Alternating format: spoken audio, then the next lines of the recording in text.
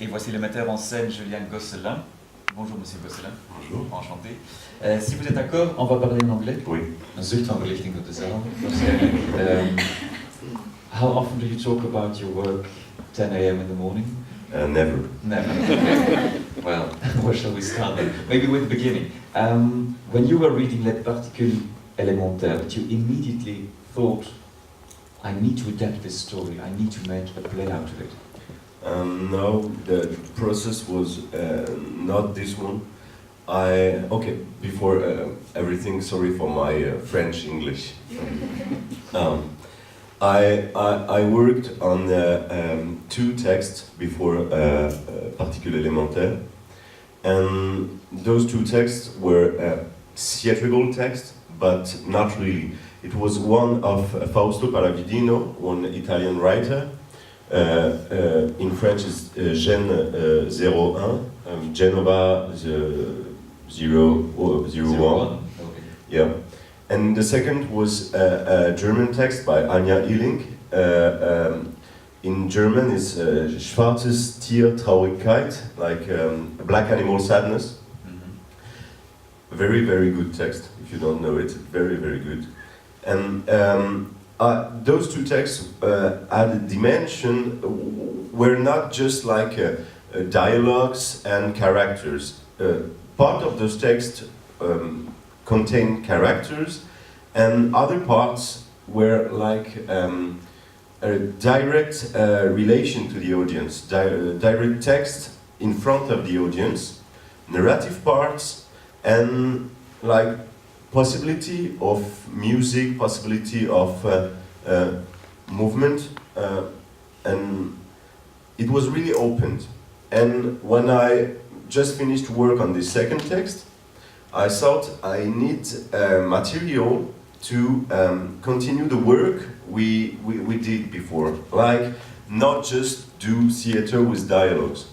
I have to say I'm very pleased to be here because I was really much influenced by the scene of this country, Mm-hmm. and the possibility you create in the 80s and 90s to, of course, do theater which is not just theater and which is also dance and music and performing. So I thought, okay, if I want to do this thing, I have to create my own theater. So I thought I need to adapt something.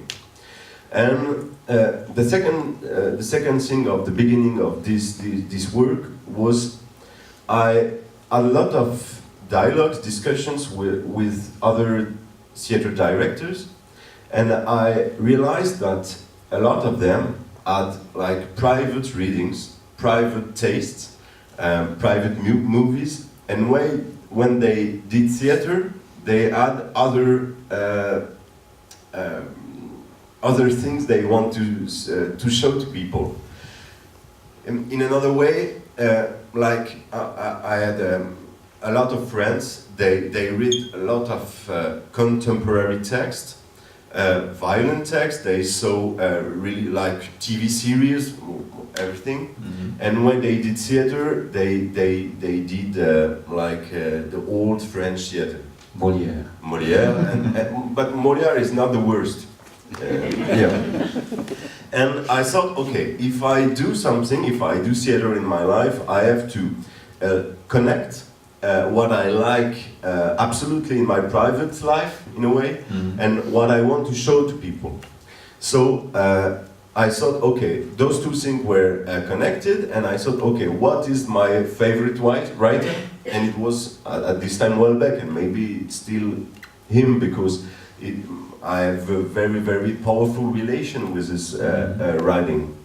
So I read again Particules élémentaires, and I thought, okay, that's exactly what I need because there's characters, of course, there's dialogue moments, like very bourgeois theater in a way with scenes between a couple, things like that. There's also narrative parts.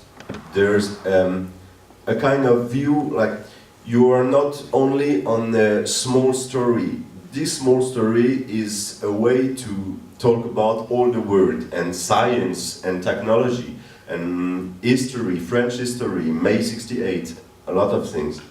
And also there is in this text like poems, but in extenso, just like 2 or 3 poems, full poems in the text.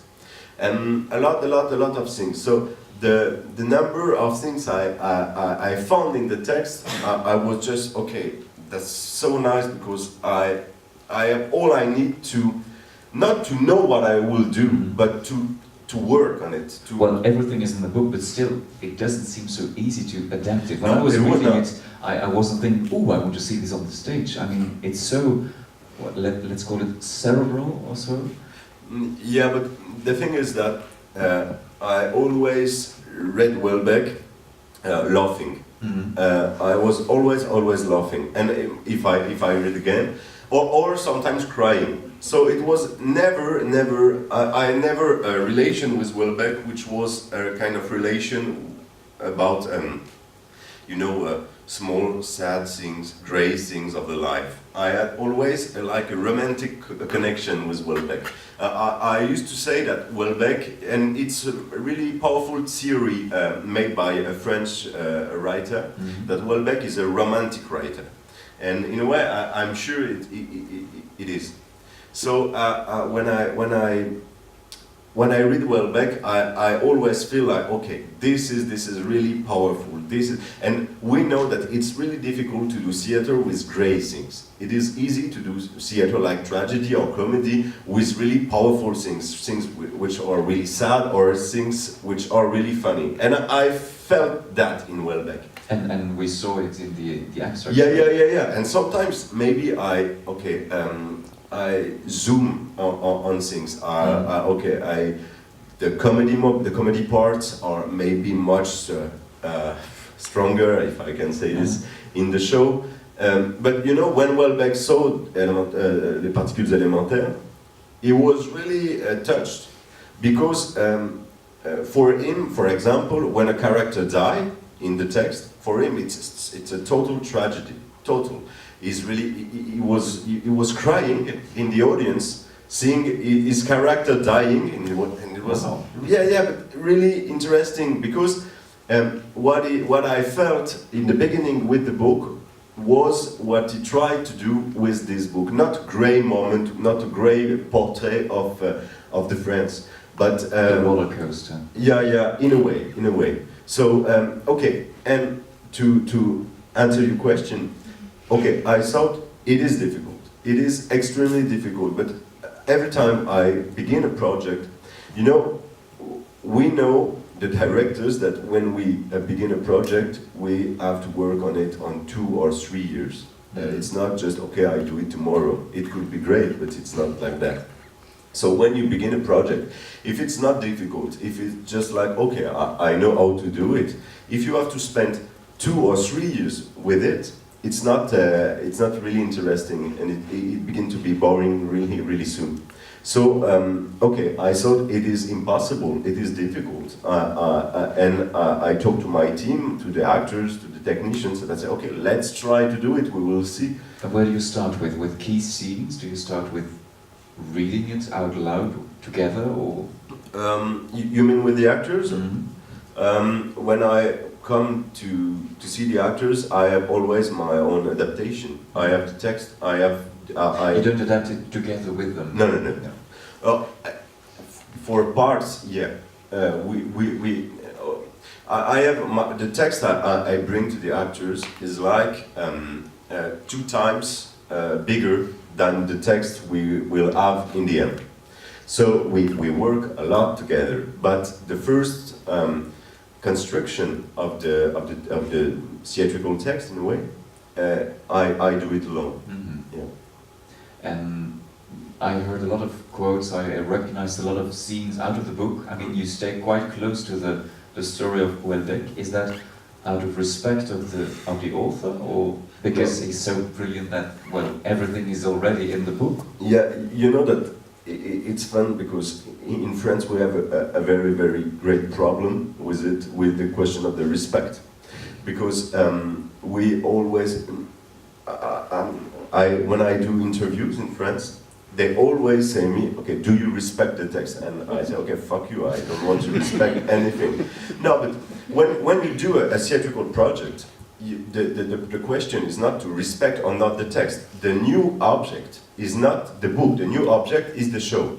So what you need to do is to do a good show, not to respect something in the book. And for every writer. So that's absolutely not a question of respect. That's a question of construction. When I see a show or even a movie, which is something adapted, what I like to see is that I feel the power of the construction. In this book, for example, you have very strong chapters, you have very strong parts, you have very strong moments in history, like you have the present, the past, and the future. And when when I watch it, when I see it, when I am in the audience, what I like to see is that I can see the construction of the show, or I can see even the construction of the book. And this question of structure is a pleasure for me as an audience. I use, in the book, I use the maximum I can use with this thing. The other thing is that when you have a powerful language, you have to use it because it's the... And you know, the thing in the novels, 99% of the time, the dialogues are not the most interesting parts. The most interesting is the narrative parts, especially in Houellebecq. In Houellebecq, you have like, you know, in this book, you have like maybe 2 or 3 dialogue scenes, which are not dialogue scenes, which are a kind of monologues disguised in dialogue scene, with just the character will say, oh yeah, oh no, you know, something like that. So, so you have to use narrative part. That's why you recognize a lot of text, because this is where there's the humor, for example, in Houellebecq.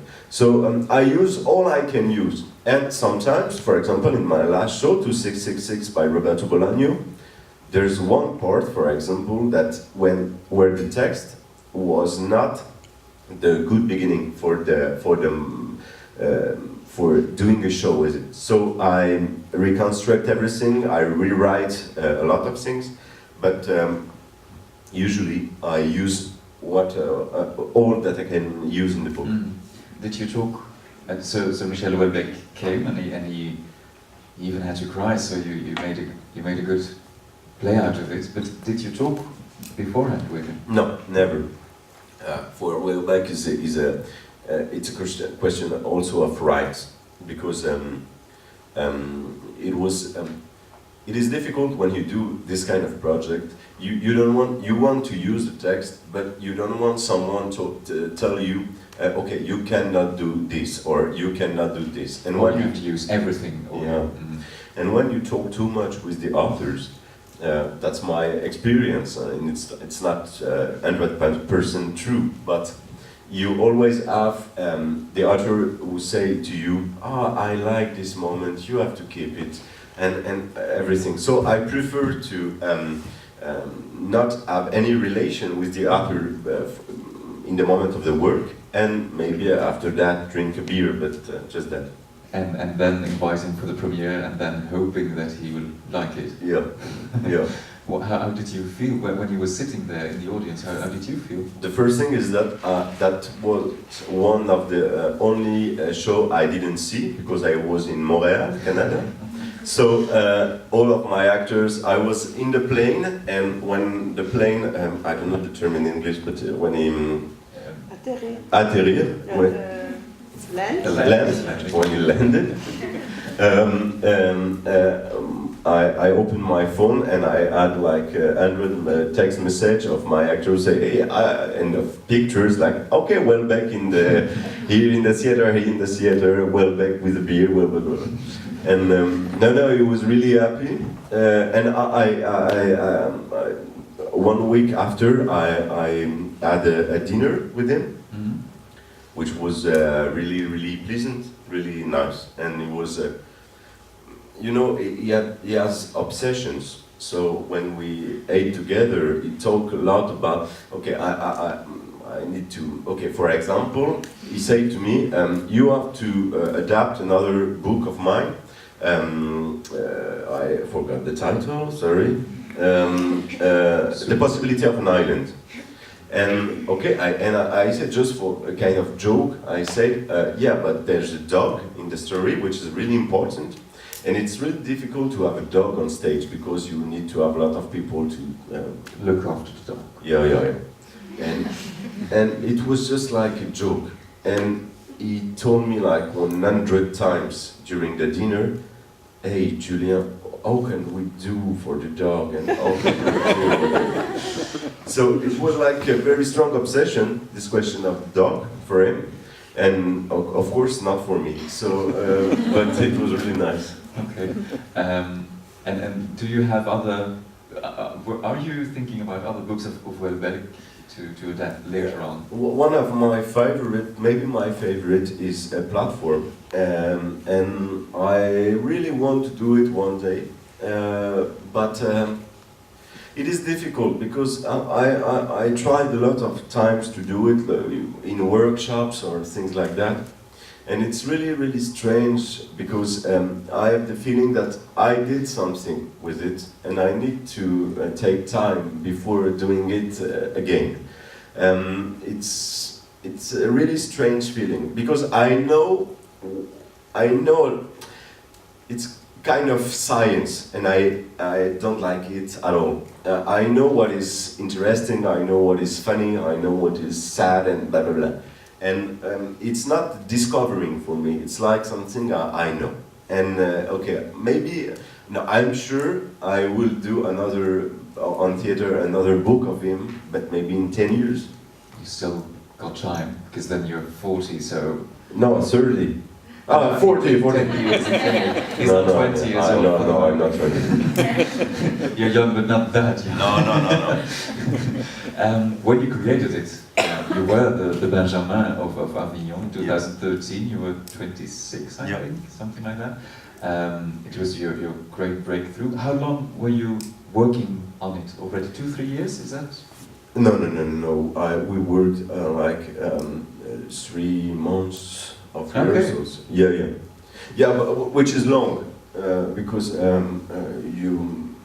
it's really difficult to have a lot of times of rehearsals. I always fight for it. For example, I do for the next show I do this summer. It's 3 novels of Don DeLillo, and I work like 4 months and a half. But it's like 6 or 8 hours show. But I need to have time. That's the only luxury I need because if I did it with like 2 months of rehearsals, which is a normal way to work, the first idea you find and you keep it in the show. If you have a little bit more time, you can like destroy even a good, not bad idea to find a very good thing. And that make a really important difference in the work and then in the show finally. Okay, but that's 3-4 months of rehearsal, but before the adaptation that takes more time, I guess. Yeah, but I remember I had not much time. I like 1 year but it's difficult to talk with months or a year because I work on a very long time, but I cannot work a lot in the days because I have other things to do. For example, for the next show, I have like 6 hours of train in the afternoon today, and I will adapt, like I will take maybe 2 or 3 hours in the train to work. But it's difficult when you do something like that to be concentrated a lot of time per day on the adaptation, because you need to be really focused, because when you cut something for forever. So you have to be really concentrate. So I try to work like 1 or 2 hours per day on this kind of work, but not much. So okay, it is 1 year or 1 year and a half, maybe 2, I don't remember.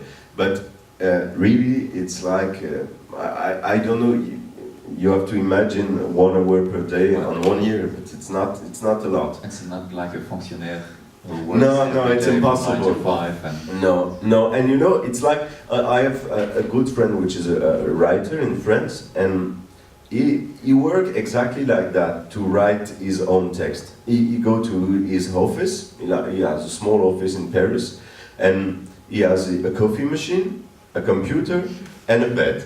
And he comes on his computer and he says, okay, that's not the moment, so he drinks coffee, he goes to sleep a bit, and he goes again. And okay, he spent like 8 hours in this small office, but the real work is like 1 hour.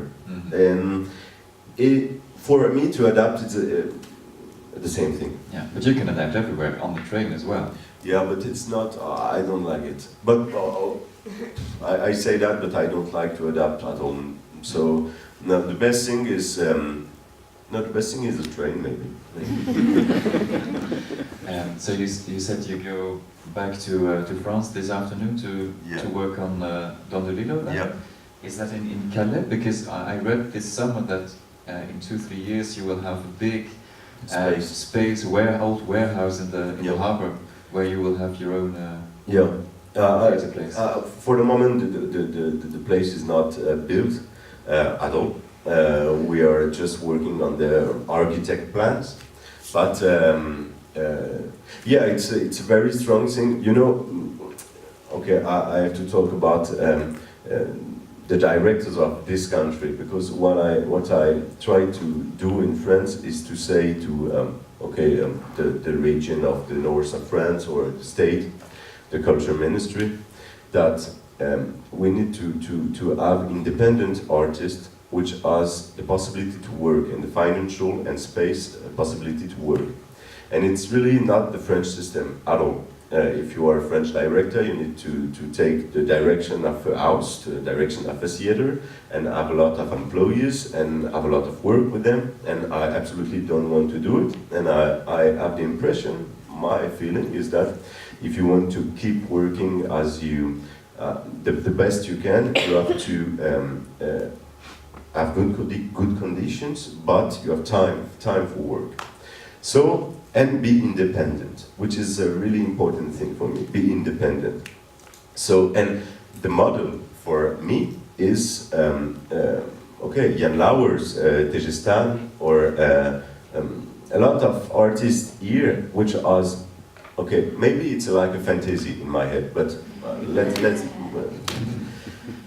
but they have a the place. romantic idea. Yeah, very French romantic idea.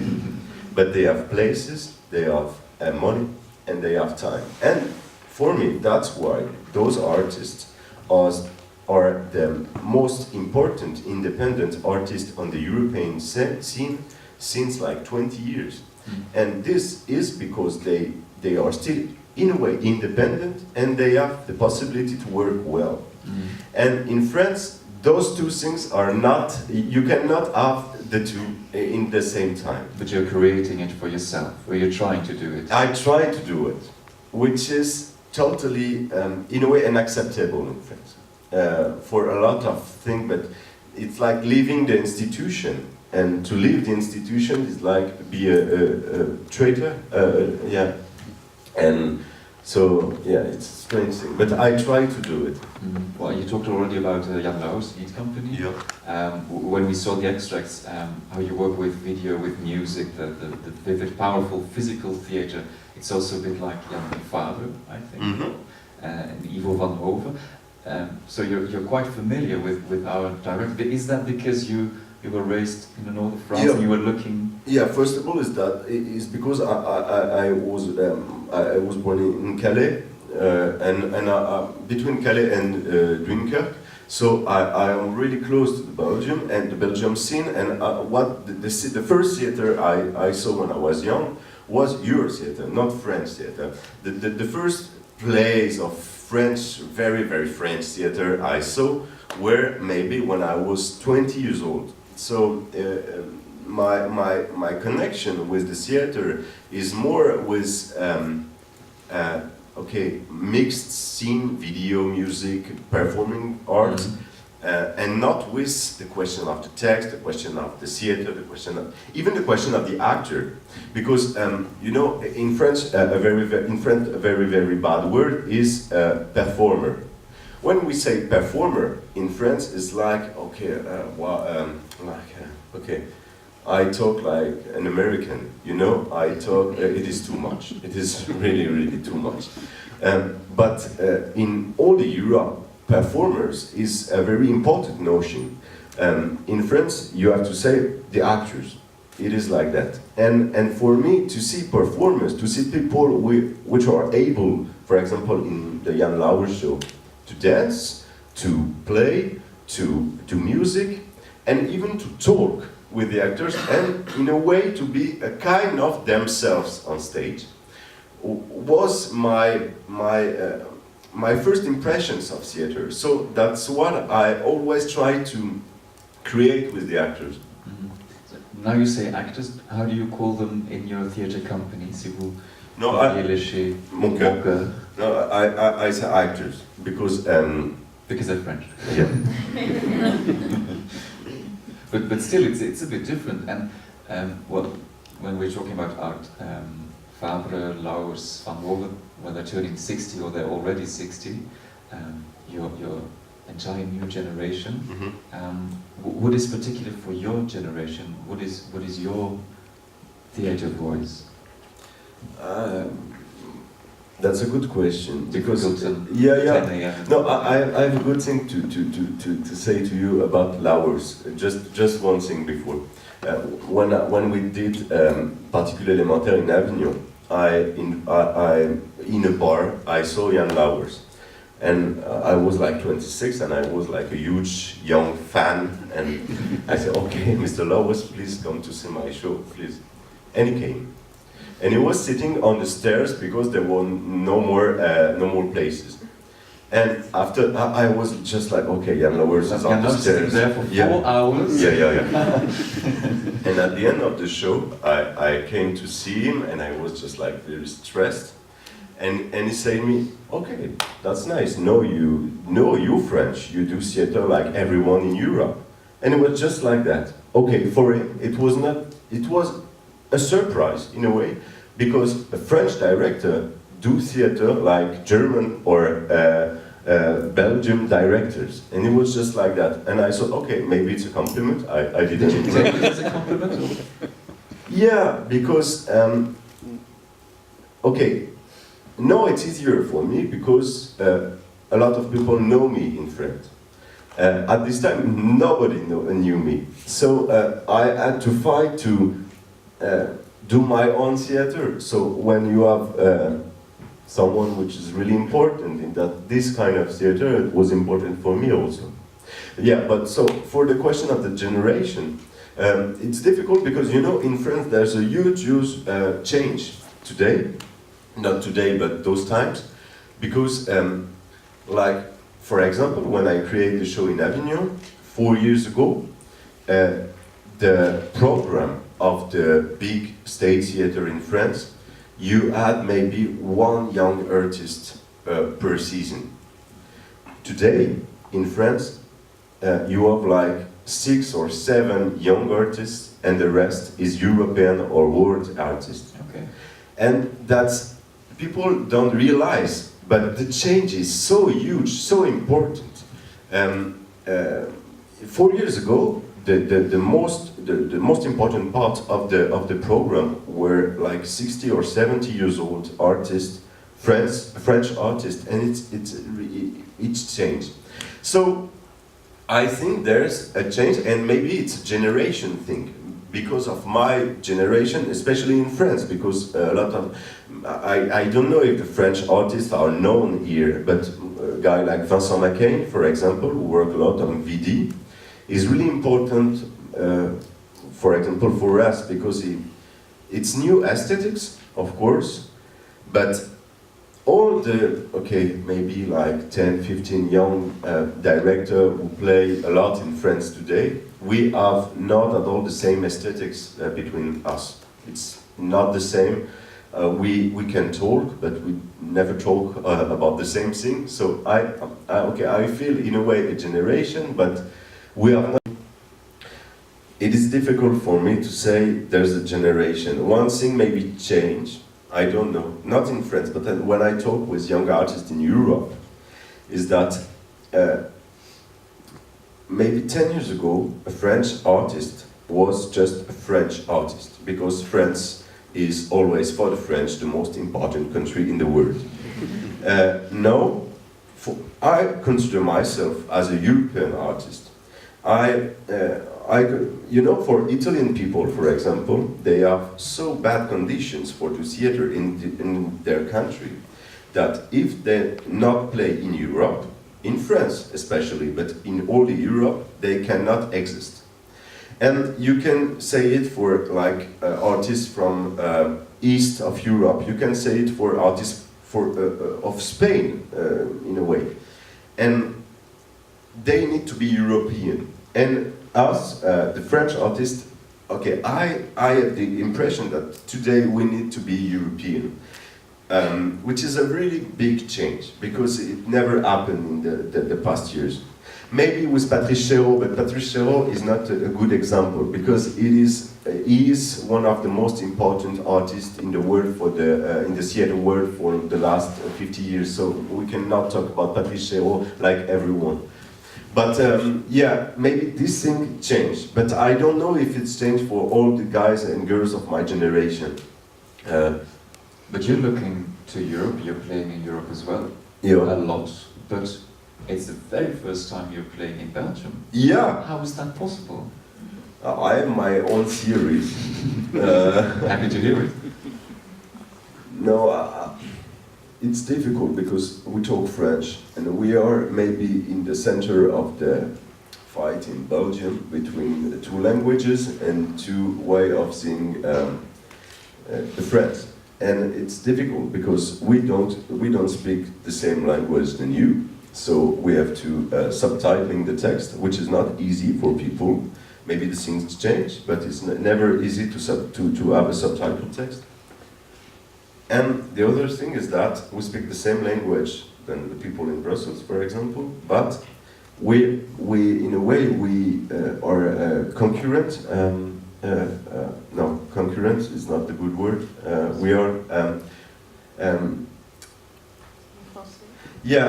No. What I want to say is that it's not usual for people who speak. For Belgian French language people, they are used to come to France to present their show, but not used to invite the French to present their show in Belgium.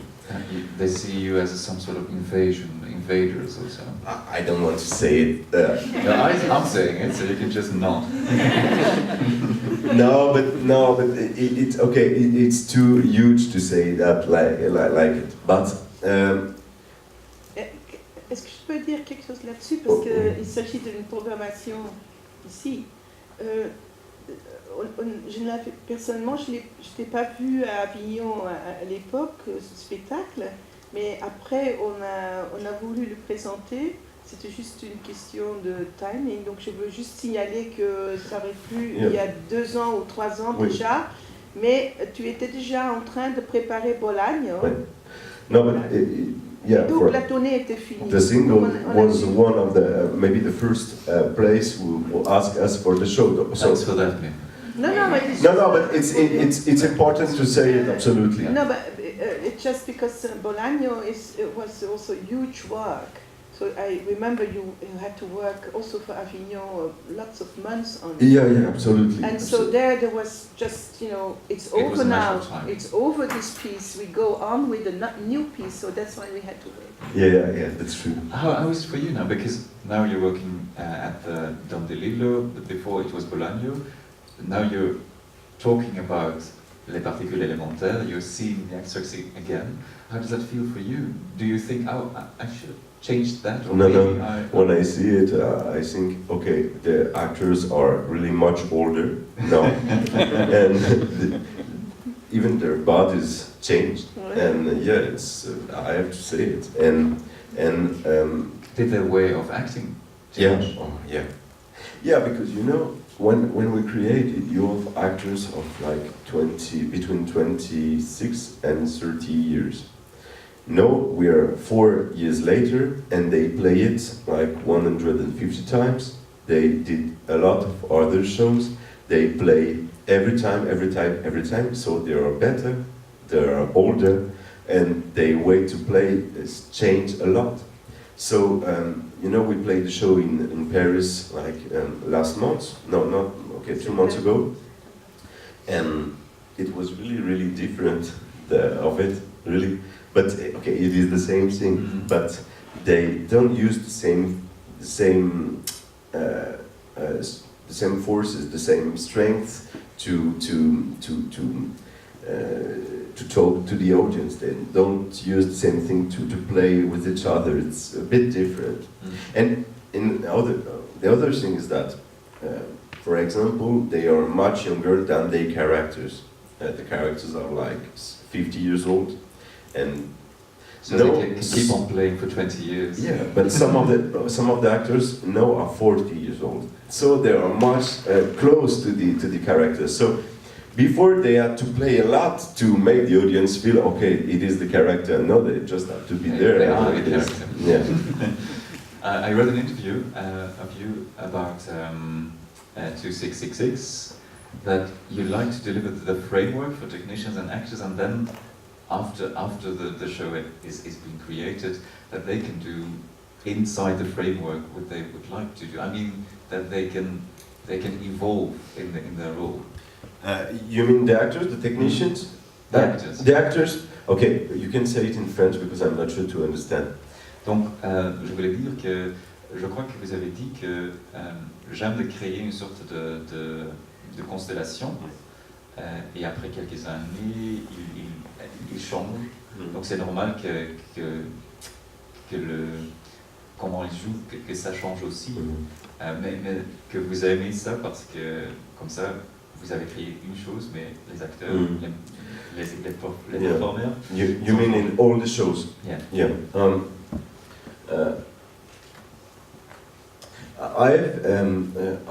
You know, I change years after years my way of working, of course. In the beginning, I was always, during the show and during the rehearsals, really cruel with the actors. Okay. Yeah, like young directors, everyone is like that, shouting on the actors.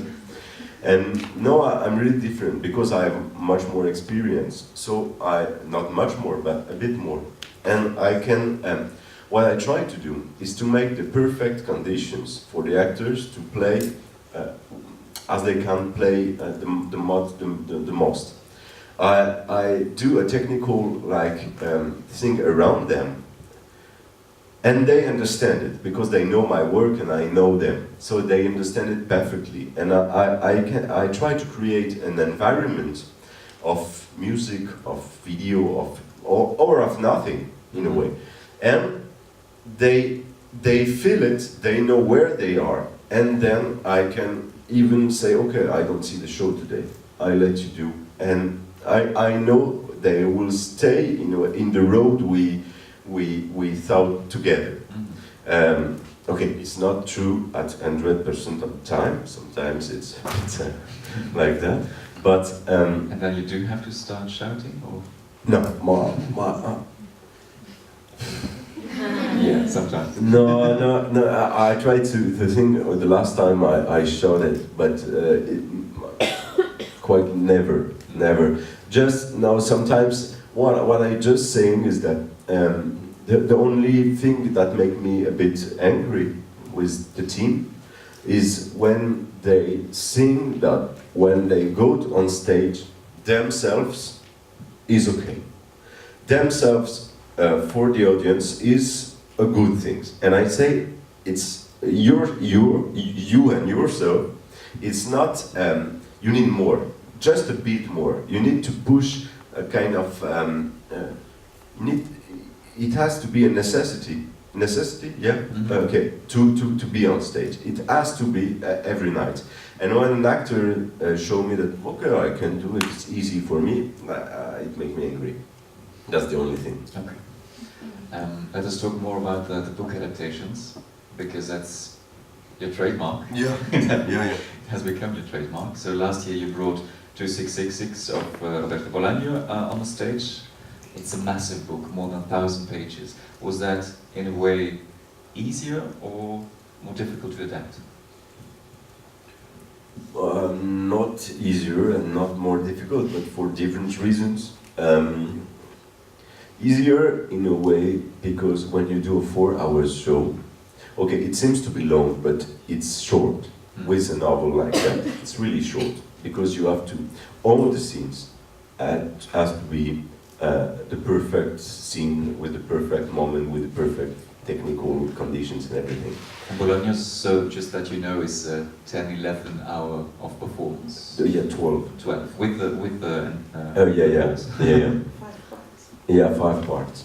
And when you do a 12-hour show, you can create something with the audience, with the time, with a different way to use the time. So when you have half an hour of show, it can be half an hour of the same thing. When you have a show of 4 hours, you never can have half an hour of the same thing. You have to change, you have to create something new with the audience. So it's a different way to work on it. So for it is in a way easier. And you know, for the writers, we know it. It is easier to write long than to write short. and for the directors, I have to say it is in a way the same thing. It is difficult to do a 1-hour show, which is very, very good. Really difficult. Do a good 12-hour show, I think it is easier. Okay, I have said that. But the other thing is that it was maybe the most difficult thing I ever did. Why? Because you never finish to work.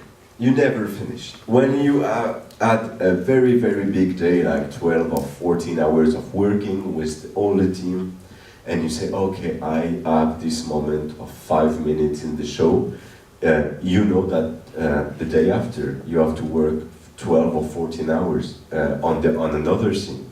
And you need to always work a lot. And we use very loud music in our shows, and for example, this was really painful and difficult thing for the musicians and for the actors to hear this loud music every time. This is just a small part of the thing, but it is important. And all the work we had to do and all the stress, and it was a very, very big team, 30 people, so I had to deal with 30 people who have, everyone has his own problem. So it is difficult. When I finished the show, I was like totally exhausted, but more than exhausted, like empty. And now you're doing it again with Don DeLillo. Yeah, but it's shorter. It's 8 hours, I think. No, but it's really different because it's 3 parts and the other show was 5 parts, so it's a bit different. Yeah, it will be difficult, but you know, I don't do a lot of shows in the. We talk about Ivo van Over. I will work in Tonal Group Amsterdam next year, I think. Maybe I cannot say that, but I'll say that.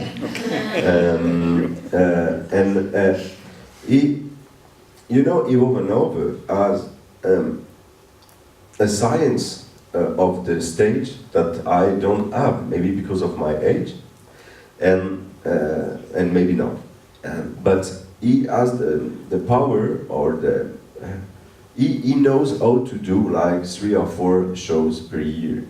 It is totally impossible for me with the way I work. I work it's like sport. I put everything and we do everything, and I work like very, very hard. I do a lot of time, the rehearsals, like 12 hours per day. It's a lot. And when I finish the show, I'm exhausted and I need to sleep a bit. So I can do maybe 1 show per year, and it's a lot for me. So and it's 4 months and a half of rehearsals, so it's a lot. It's even maybe quite half a year. So yeah, I don't do a lot of shows, but yeah. Since you said it, how I can imagine that the way of working in Amsterdam will be completely different than in the north of France. Yeah. How will you deal with that? I try to prepare much more the show. I try to. Okay, that's one thing. But the other thing is that I make my work possible, because I do. I don't know if I can say that. I You do raise that later on. Yeah, I do with them another text of deSingel, the writer I do in France with my actors, and it will be in the same set design. So I take time for me, because I will know the set design, I will know the text, and I will know the way I have to work on this text, because I will know the writer after 1 year of work. So I try to make things a bit easier, because of course it's different for me. And the thing which is much more different for me is that you need to respect the time of rehearsing per day, which I never respect. And you need to work like 2 months, which is really short for me. So, and with other actors, people you don't really... Yeah, but you know, the actors of Tonengroep Amsterdam are maybe today the best actors in the world. But still, it's a different... Totally different. But that's the only reason I said yes to Tonengroep Amsterdam. For the moment, I refuse all the propositions I have in Europe, but I say yes to Amsterdam because I absolutely want to work with those actors.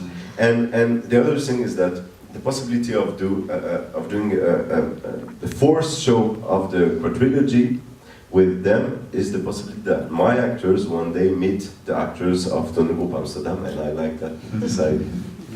Okay, interesting. What I was thinking, when I saw the extracts, when I read the book, for who do you work? Is that for people who already read the book, to give extra layers, or is it for people who didn't read Houellebecq, or Bolaño, or deSingel? To be honest, I in a way, I don't care. That's not my problem, and I'm not a teacher. I had a discussion with another director in France, and he told me, he said, my pleasure is when people at the end of the show say me, oh no, when I saw the show and no, I want to read the book. I don't care. No, but okay, I like when after the show in the bar people say me, no, I want to read Houellebecq because I ate Houellebecq before seeing the show, and no, I think I can like Houellebecq. Okay, I like that, but okay, I can sleep without that. And yeah, because we are absolutely we are not teachers at all. I respect, of course, the teachers, the professors. But the work I do, because there are some in there. No, and even because my own mother is a teacher, and so when I say that, she says, "Oh no, you cannot say that," but I say that. But my work is to do something completely different than them. The work of theater is like, we can compare it with music. It's like giving a really strong emotion for me, a very strong emotion, which is you cannot explain it, and it's also giving a kind of course, intellectual proposition, but not moral proposition, not an explanation on something, just something you can have a connection with a writer, or you can have a connection with something like a poem, something. It touches you in the brain, in the art, but you cannot explain it totally. That's what I try to do in my work. And I don't want to do a Reader's Digest for people who never read the book, or I don't want to do like fine jokes for people who read the book and who want to recognize something in the show. That's absolutely... I have to say, okay, maybe that's a thing of the generation. I always try to work for myself, because I come from a generation which is, Okay, the work I try to do, I think, is totally different than the work the people who have maybe 20 years more than me have to do, because that's a theory that I was born in 1987. I always saw TV when I was young. I always saw TV series. I always saw a movie which were really with a very fast and strong rhythm. I always play video games and music videos, music clips and everything. So the question of the rhythm, the question of the strengths, are things I have not to work on it. The question of the relation to the audience, okay, the question is how to make an audience can be ear and eyes open during 4 hours or 12 hours. That's absolutely not a question for me, because in my blood, in a way, this question of rhythm is written. I'm not sure it's clear in English, but... if I can try to understand, is it you want to amuse yourself those 4 hours, and if you amuse yourself, then it will be good for the audience? Or? No, what I say is that all my body, in a way, want to please the audience, because that's the way I was raised, in a way. I know how to please the audience. I know. It's not a science, but a lot of young artists of my generation are... they can manage the rhythm of shows. They can manage the attention of the audience, because it's easy for us, because we need the thing to be really fast and things like that.